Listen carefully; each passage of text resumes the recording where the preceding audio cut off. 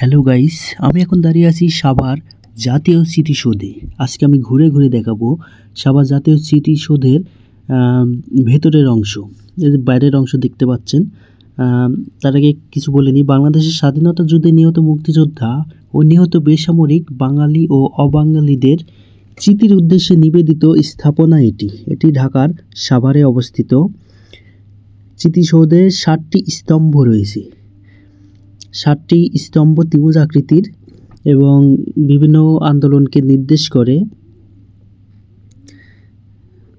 এই যে ভিতরের অংশ দেখতে পাচ্ছেন, আমরা ধীরে ধীরে ভিতরে প্রবেশ করব। বাইরে থেকে এটা সুন্দরভাবে বোঝা যায়, ভিতরে ঢুকলে আপনি বুঝতে পারবেন না যে এটাই সেই স্মৃতিসৌধ। এই স্মৃতিসৌধ নির্মাণ শুরু হয় 1978 সালে, সম্পূর্ণ হয় 1982 সালে। 150 ফুট উঁচু এটি। এর নকশা করেন সৈয়দ মাইনুল হোসেন। দেখুন ভেতরে ফাঁকা ফাঁকা অংশ, ছোট ছোট ঘরের মতো।